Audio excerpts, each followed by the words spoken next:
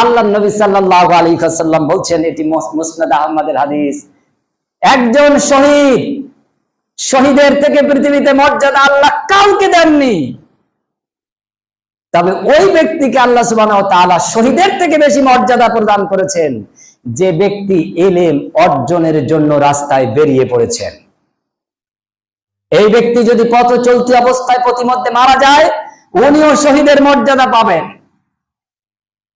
শহীদের রক্ত আর একজন আলেম ছাত্র স্টুডেন্ট শিক্ষা অর্জনের কলমের কালি আল্লাহ নবী সাল্লাল্লাহু আলাইহি সাল্লামের একজন সাহাবীর বর্ণনায় সমমর্যাদা পেয়েছে, সমমর্যাদা পেয়েছে।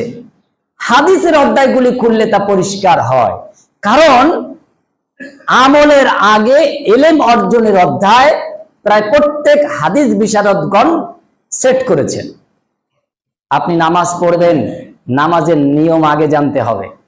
আপনি রোজা রাখবেন, রোজা রাখার নিয়ম কানুন আগে জানতে হবে। আপনি হজ করবেন, হজের নিয়ম কানুন আগে জানতে হবে। আপনি ওযু করবেন, ওযুর নিয়ম কানুন আগে জানতে হবে। আপনি এই পৃথিবীতে যাই কিছু করেন না কেন, তার আগে ইলম চাই, জ্ঞান চাই।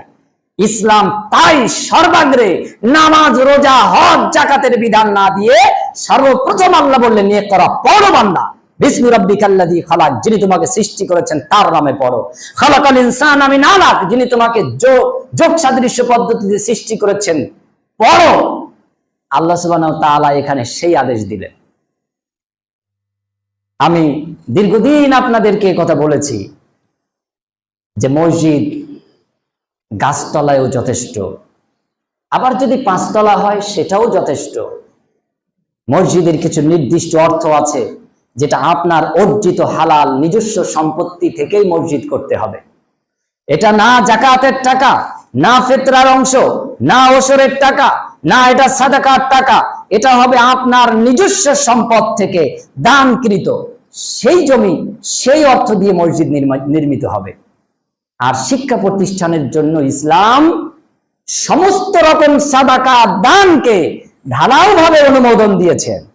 যদি শিক্ষার গুরুত্ব ইসলাম সব থেকে কম দিত, তাহলে 1444 বছরে ইসলাম 800-900 বছর এই পৃথিবীতে রাজত্ব করতে পারত না। তারা পারত না। প্রত্যেকটি রাজা বাদশার পরিবারের মধ্যে মসজিদ থাক আর না থাক, একটা শিক্ষা কেন্দ্র ছিল, তার নাম মক্তব। ইমাম গাজ্জালী রাহিমাহুল্লাহ মক্তব থেকে উঠে আসা। কিন্তু দুর্ভাগ্য, আমরা এমন অপদার্থ বাপ এবং মা